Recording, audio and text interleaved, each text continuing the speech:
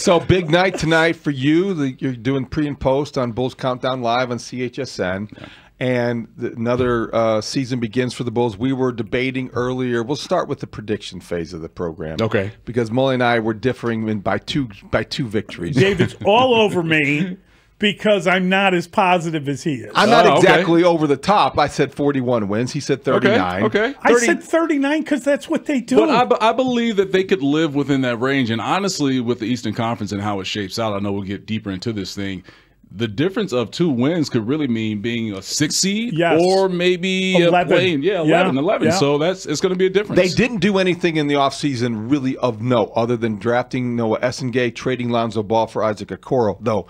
Does this look like a team that can be the 6th seed in the East? I think this is a team that could potentially be a 6th seed in the East, and I'll give you a couple of reasons why. One, they have built-in chemistry from what we saw last year. If you look at that team and people will say, well, Cam, all right, you had teams that were matching up against that mailed it in. They weren't really playing basketball. So it's one of those damned if you do, damned if you don't. If the Bulls weren't winning those games, then people will say, oh, well, they can't even beat these teams that aren't playing their guys or playing hard. Well, they took care of business, and that's when you have a group that understood how to really coexist with each other. And Josh Giddey, we saw the ascension of him, Miles Buzelis, Kobe White. I know Kobe's dealing with that calf strain, but this is a group I believe that can hit the ground running. Now, the schedule will be tough, especially when you throw in the injuries of this team. But when it's all said and done, I think when they get together full strength, this is a group that can play the high pace in the NBA and really work themselves into a position where they could compete for that 6th seed. I think just watching last season and seeing the way that Getty came in and he seemed as if he was less aggressive because he was trying to fit in, and you still had Zach there, and it took him a while to become the kind of leader of the team, the guy that he was in the second half of the season. After the All-Star break, he was unbelievable and he did very well. I would imagine that having worked out all season, growing as a player and knowing his role and getting paid, he will have a completely different he's going to be here. He's like the one element that you know is going to be here. I think that helps him with his confidence, with his aggressiveness, with all those things as a player. I think he'll be better this year than he was last year. Yeah, I'm with you, Mully. I mean, when you sign a 4-year, $100 million contract, you can just exhale, right? Because you understand not only are you getting the money, I wouldn't know. Hey, look. I'm just putting myself in Josh Giddey's shoes, so I'm sure it was a big exhale for himself. And we heard during the offseason that he wasn't really worried about the negotiations. He knew that he wanted to be here, and the team wanted him here as well. So that bodes in terms of what he was able to do second half of the season and the trust that not only the front office but Billy Donovan has with him. I mean, you saw Billy really give him the basketball after the trade of Zach LaVine, and he really shined and flourished. So not only does, when you look at him signing that deal, of course, you think that it's going to be a natural just, okay, I'm complacent, I'm going to relax. No, I think Josh took his game to another level in the offseason, and I believe we'll be able to see that this upcoming season because you have a guy that is confident, that has the players around him that I know that he can help bring the best out of and also play some good basketball. So I'm with you, Mully. I think that he comes into the season very confident, and offensively he produces a little more in terms of scoring the basketball. You sat down with him for the preseason preview on CHSN, and it was a great interview. And I find him just real easy to listen to, the affable Aussie. We know all Australian guys seem to be affable. But what stood out to you in terms of what you heard this year, and how might he be a little different this year, deferring less and leading more? Yeah, he's stepping into that role because he understands that he's a leader for this group, at least one of the leaders for this Bulls team. And that role has to expand even more with Kobe White going to be reevaluated in a couple of weeks with that calf strain. So that doesn't mean that Kobe's going to be back in 2 weeks. He's still dealing with that thing. So Josh knows that I have to step up. I have to be a guy that not only gets everyone involved, but gets myself going, scoring the basketball. And again, it's the sense of confidence that he has within himself. And sitting down with Josh, he really looks inwardly and is really critical on himself. So it's not about, okay, well, I didn't do my best or I'll just move on to the next game. No, he really internalizes that because he believes in this team. He believes in himself and what he wants for this group. And so I'm looking for Josh really, again, to hit the ground running with this team. So we know it's a big year for him in terms of potentially being the star of the team. We know that it's a huge year for Kobe, and that's why you kind of feel really uneasy over the fact of what you just said. You know, I kind of read that stuff and thought, okay, he misses 6 games. And then as David pointed out, they got to evaluate him. They got to figure out. I mean, Billy said he's going to keep doing stuff, but apparently not on the treadmill. I mean, he's going to continue to lift and do stuff, but I don't know whether he'll be in basketball shape. And I don't know in 2 weeks if they're not going to tell us that, well, you know, another 2 weeks. He gets to run on the treadmill now. You know what? You want him back because he's a scorer and he helps them. But I think the other guy that's the most interesting player in the team is Matas, just because he looks like he's a competitor, like he's driven, he's confident, and he really wants to do well. And he to say I'm going to be the most improved player, I think that is almost like telling everyone, hey, don't forget to look at me when you're evaluating that. It's just the award he probably could win. Yeah. He can't be the MVP, not yet. It would take a few years of this kind of improvement. Is he going to jump another level? You think he looks bigger, he looks stronger? Yeah, well, first, let me answer on Kobe White in terms of the lock and step that the Bulls are in with him. They're on the same page in terms of what they want out of him. They understand that it's a contract year. Kobe understands that as well. So they're going to bring him along slowly. And you don't want to mess with these calf strains. We saw last season a number of guys having a calf strain and leading to Achilles tears, but not saying that that's going to be Kobe's fate. Yeah. So let's relax a little bit, Chicago. I'm not saying that that's his fate, but you have to proceed cautiously with this thing. And it's one thing of being in shape, but then it's another thing of being in basketball shape, and then NBA basketball shape in terms of the pace of play and how the Bulls want to really attack people by getting up and down. So it's going to take a little time for him to really get back and get in shape and really help this team with his scoring ability. Now, to Modest, I was in the room during media day when Derrick Rose said, "Why can't I be MVP?" I had the same feeling when it came to Modest, when it came to him saying, "I want to be most improved player." You don't hear that from guys in early parts of their career. I understand that most improved and MVP are totally two different awards, two different players with Modest and Derrick Rose, and they have a relationship as well. But for a guy going into his second year to look at everyone in that media room and say that I want to be most improved player, I want to be coached like an all-defensive guy, basically hold me accountable, it says a lot about his mentality. Just that belief? Yes, the belief. It's the supreme confidence of Modest Buzelis that always, for sure, is refreshing to hear from a young guy. In what ways do you think we'll see a different, improved player? Will it be the shooting? Will it be the defense, because he is bulked up, or will it be just a combination of all of it? I think it's going to be a combination of all of it, all of the above for Montes. If you were watching him in preseason, in terms of how he caught and shot the basketball, coming off of screens, how certain plays will run for him with Billy Donovan, making him a ball handler to initiate offense. But what I love about his growth mentally on the offensive end is not being able to just dribble, make a few moves, and get to the rim. It was more so of reading screens, and you saw a lot of that on him. So that let me know that not only is he watching tape, but he's really in the gym and working on his game. And then defensively, he was, let's just be real about it, the best player on the team last year defensively in terms of blocks and what he was able to do deflection-wise. So I think that profile grows for himself as well. So you're talking about a guy coming into this season that understands, he knows who he is, he understands the work that he put in, and he's going to trust his work for this year.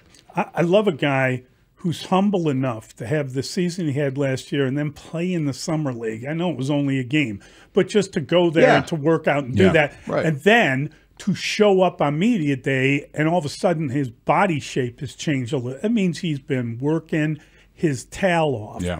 And that's how you get better. There's no other way to do it. And you gotta, they might have gotten lucky with that draft pick. No, I think they did get lucky with that draft pick, because it felt like the basketball gods blessed the Bulls with Modest Buzelis, who is a homegrown Chicago guy. And I learned that in that sit down with him during media day, that he is from the South Loop. So everyone that didn't know that, Modest is a full-grown Chicago guy.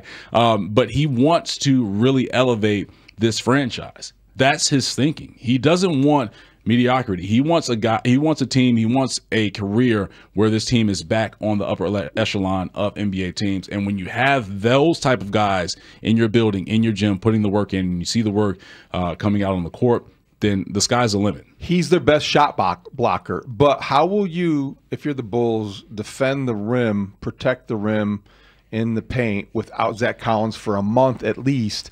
Where do they go? Because Jalen's, with due respect, Jalen Smith and and Vooch aren't defensive-minded guys. Yeah, this is why Billy Donovan gets paid the big bucks to answer that, to try and get the best out of these guys, right? Because you're going to have to do it by committee. Honestly, at the end of the day, David, when you have a guy, Nikola Vucevic, who's entering year 15, 35 years old, he's never been a shot blocker. Jalen Smith, again, no disrespect to him, but that's just not his game. That's not who he is. Now, you can get it maybe in moments, but you have to have someone consistently be there to help you out and rim protect. So it has to be a combination of Modest. It has to be Patrick Williams. It has to be Julian Phillips at times, Nikola Vucevic, Jalen Smith. Everyone has to chip in to fill that void of Zach Collins. And you get your first test tonight against the Detroit Pistons, who are a very physical team, and that front court is not taking any shorts against anyone. I'm curious, as we sit here and pick apart different players, Patrick Williams, what is he as a player? I mean, we're still trying to determine that.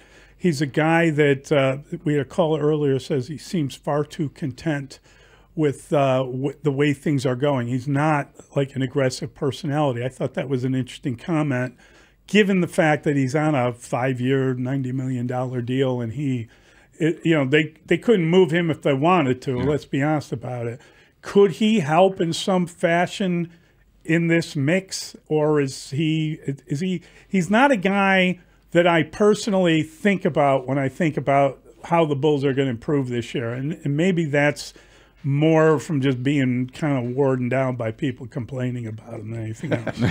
Because people do complain about him. Yes, they do. They definitely do. And it's understandable, because when you have a guy that has all of the physical tools in terms of his size, his strength, his power, getting to the rim, his broad shoulders, you expect more out of Patrick Williams. And even he would say this, that he expected more out of himself. So hopefully it's a surprise for everyone within that team, within that coaching staff, that he steps up and is able to contribute with this group. Because when you look at that forward group for this Bulls team, it's a deep group. It's a deep group. It's very heavy with the names that you have, and we talked about a few of them. So what I've seen from Patrick in preseason so far is that he's not hesitating offensively, and he's being a little more aggressive on defense, because he understands that, not to say it's now or never, but he understands the expectations that were set for him haven't been lived up to, but I think he's ready for that this year. And it has to be a guy that steps up, because, again, Billy Donovan's not going to give you any entitlement minutes. We heard him say that time and time again. I can remember last year talking with you a lot on the Chicago Lead about Tre Jones and his impact on the offense and the pace and the way that Billy Donovan really trusted him quickly after the trade. And there was an element of surprise in that, because he was a guy you wondered if he was just a throw-in and how long he would stay in Chicago. They bring him back. Kobe White is out, and I think he's the guy that, while he can't shoot the three, is going to surprise people on how well he runs this offense. And it could function well with the return of Io and Tre Jones in the backcourt. What are your expectations for him this year? Look, if you did not watch Tre Jones last year after the All-Star break, when he was traded to Chicago in their 3-team deal with Sacramento and San Antonio, you missed out on a guy that just understands how to play basketball and understands how to play the point guard position. His basketball IQ is superb, and that's what I love about Tre Jones. He's able to run an offense. He's able to score the ball in ways at his size that you don't anticipate and expect a guy scoring. So now, again, more financial stability, 3-year deal that he got with the Bulls, but he understands how to really work himself within this rotation, whether it's off the bench, whether it's in the starting group, and we saw that in preseason. But that dynamic of Tre Jones and Io could really put a lot of pressure on opposing backcourts, because we saw it in preseason, how they're able to disrupt things. The one guy that wasn't there for them at the end of last year was Io, just because of injury. And this is a very important year for him, too. I wonder, you know him. We all remember him at Morgan Park and at Illinois. I just wonder if his growth has surprised you at all.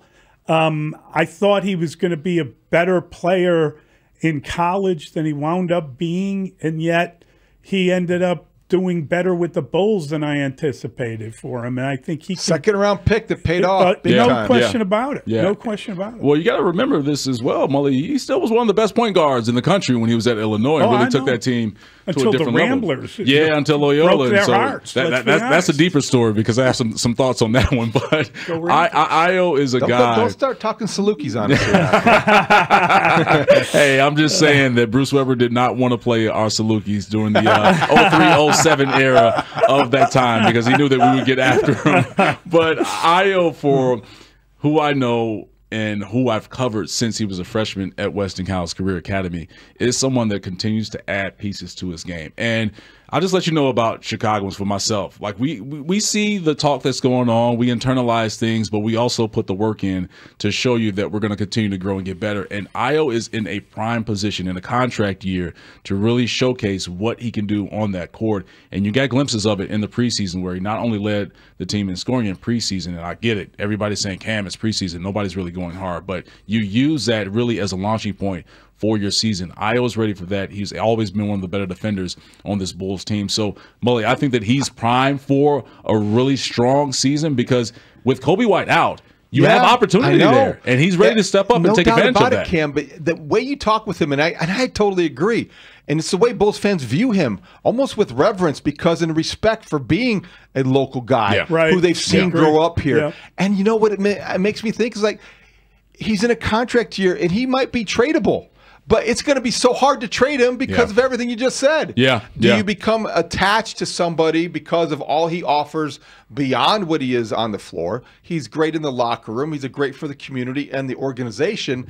Or is he going to be the guy that stays here and they trade Kobe White? I don't know if you can keep both of those guys. Yeah, it's a big decision that the front office has to make with Ayo Dosunmu and Kobe White and how things play out with each other. But we understand the business of basketball. Yeah. And at the end of the day, I don't want to bring up a PTSD moment for a Bulls fan in the city of Chicago, but if Derrick Rose can get traded from the Bulls to the Knicks, then if you're from Chicago, that doesn't make you exempt from being moved on because, again, it's the business of basketball. I would love, with that said, I would love for Ayo to still be here because, again, I think that he's ready to have a big season and a big jump for this team. But when it comes down to the numbers and how it looks of what you could potentially get back in a deal for Ayo, you have to sit down and think about that. How often can the Bulls play small? Oh, it's going to be rough for the first probably 5 to 10 games when you look at that because they have no choice, honestly, to really answer the question, David, because you have Zach Collins out. Billy Donovan has talked about Patrick Williams even last year playing at the 5 and really playing that small ball. But when you look at these teams in the NBA and how the league is really changing the landscape of it, the big man is starting to become back in play. And last night was a good example of that between Oklahoma City and the Houston Rockets. So you have to make sure that if you're going to play small ball, it has to be in spurts and really be impactful. So that means all 5 guys on the defensive end really getting after it. Stay for another segment? Oh, of course. That is the voice of Josh Giddey being interviewed by our guest Cam Smith. And it was a heck of an interview. And I think the Bulls, maybe Bulls fans, would have been a lot more relieved if he had told that to us before the summer because you were kind of worried about where this is going. It was a long process. It was long. It took a little longer than anticipated. Yeah, we called it Getty Gate. That's what I called it. You know, it was day after day of Getty Gate. I think we got to about 74 days of Getty Gate. So, yeah, it was a kind of head-scratching moment where as you move a little deeper into the summer and we got into August, you're like, all right, what's really happening right now? He's got a great personality. He was on The Score yesterday, terrific interview with the Midday Show. He's going to be mic'd up tonight. Now, is that the thing? Yes. So it's one of those spotlight games on CHSN. You're going to get Josh Giddey mic'd up.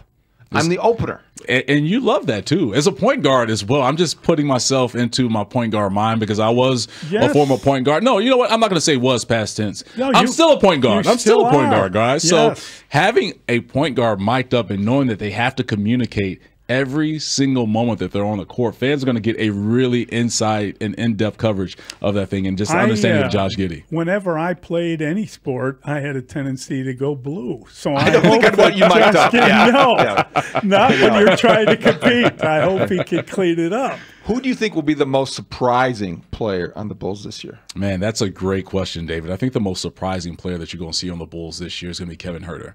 I really believe that Kevin Huerter is a guy that when you go back to last year and how he played, and, you know, the knock on Kevin Huerter was he wasn't the shooter when he was in Sacramento or when he was in Atlanta. And it's understandable to a certain extent, but when you have someone at 6'7" that can shoot the leather off the ball, and we've had games last year with Kevin Huerter in that Bulls uniform where he just torched the Nets. He's one of those guys that's flying under the radar of this roster, and I know opposing teams are not going to allow him to fly under the radar, but when you have a skill set of him being able to knock down shots from the perimeter, but he has a little feistiness to him as well. Like, he can get after it, one on the defensive end, but also help out and chip in and rebound. So those are the intangibles with Kevin Huerter that will surprise a lot of Bulls fans this year.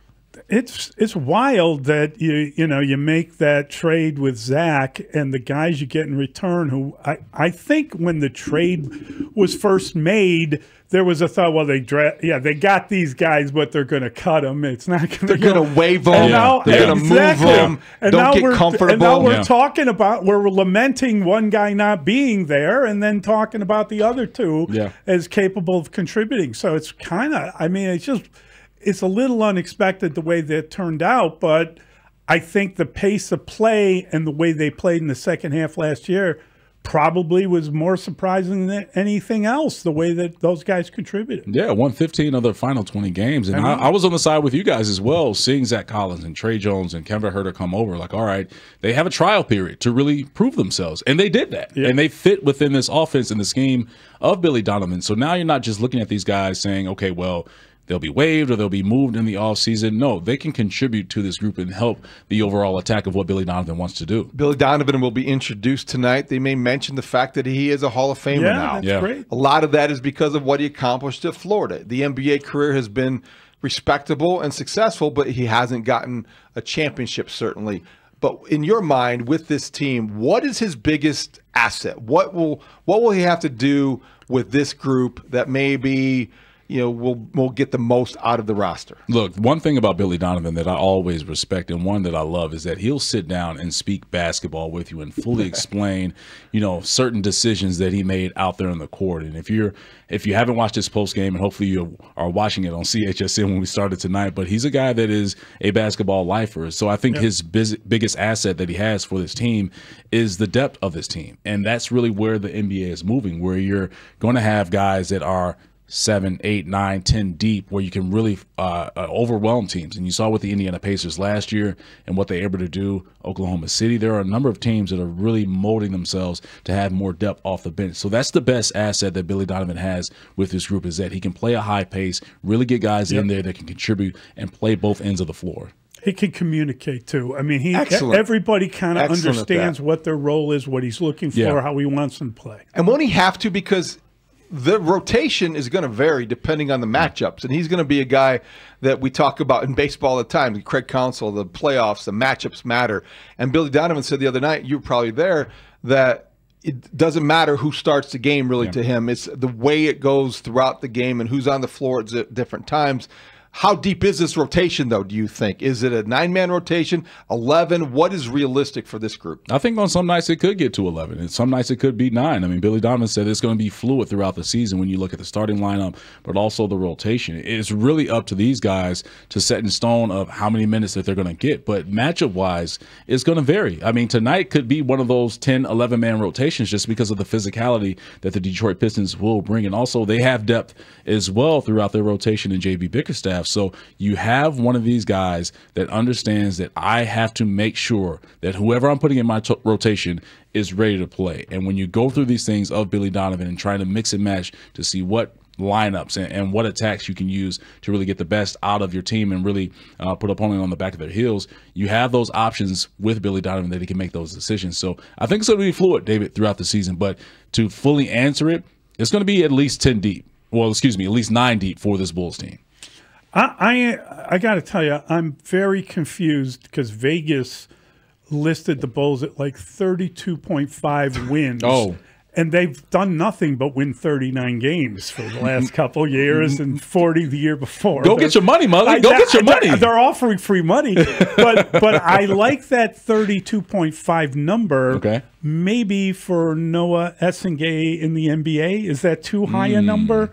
That seems about for him to right. play? I'm just saying he's probably going to spend a lot of time. If that's the number, would you take the over for Essengate more than 32? I would say more than 32. I would give him more than 32. And here's why. Because when you look at the previous forwards of this Bulls team that were rookies, Julian Phillips, Dalen Terry, played around 37 to 40 games within that range. So you're going to have Noah, who Billy Donovan talked about his basketball IQ and how it's better than what people think and even better than what they thought it was going to be. He's a guy that he's going to get his time in the G League, but I think he will grow. I mean, you have moments for a young man that is still getting accustomed to a new country, a new city, a new team, a new style of basketball. So he's still growing. So I think over 32.5 for sure. But tell us this. What's the difference then between last year at this time Modest Buzelis was in a similar situation, and we might have had similar expectations, maybe not as low, but we're thinking, okay, is he G League guy? And he had to earn his minutes. Yeah. Is there any comp between what Modest went through and what Essengate will go through?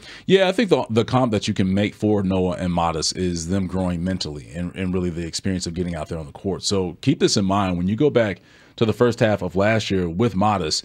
He had some moments defensively where he just looked lost out there. Yeah. And that's where Billy Donovan kept reiterating, I'm not giving out entitlement minutes to anyone, and more so when it comes to rookie Modest Buzelis. So Modest took that experience and became better in the second half, where he got better on the defensive end, put the work in the weight room, on the court, and watching film, and you saw him grow in that. So I think that's the comp that you can make with Noah, is that he's going to have his moments where he's going to have his welcome to the NBA moments in the real season, where he's going to have to go back into the lab, do the work, and be better the next time he gets his opportunities.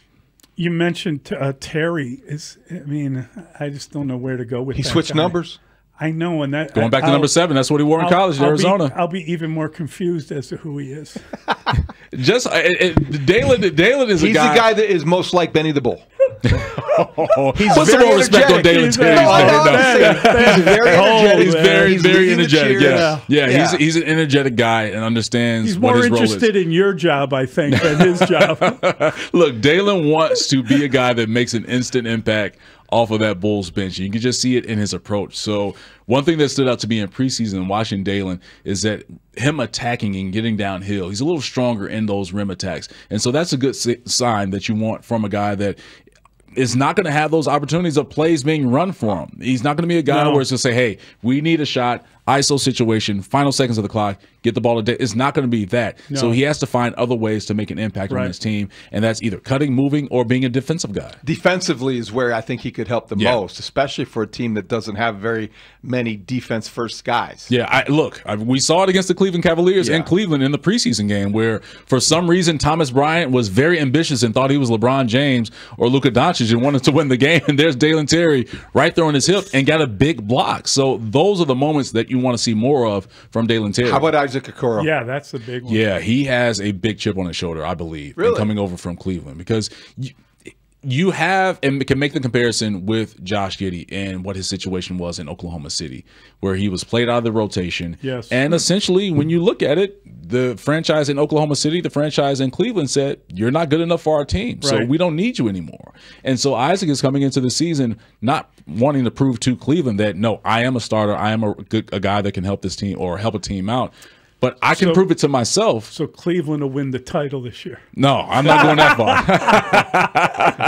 Look, it happened with OKC, and they got a hell of a player back in that deal for Getty. But I'm not going to go that far with the Cavaliers. They have some issues when it comes to the playoff lights turning on for themselves. But I think Isaac will be one of those guys defensively that can help this team be a physical group and just really draw the line in the sand for this Bulls team, especially at home, saying, no, we're not getting pushed around. We are not the same team from last year. And wasn't he taking the pick after Patrick Williams? He was. So they were consecutively picked in the draft. Yeah, so you go back to that draft, and it's more motivation for Patrick Williams. So you have to find it some way, somehow, and hopefully this is it for him this season. But Okoro is going to be a nice piece and will be a nice piece for this Bulls team.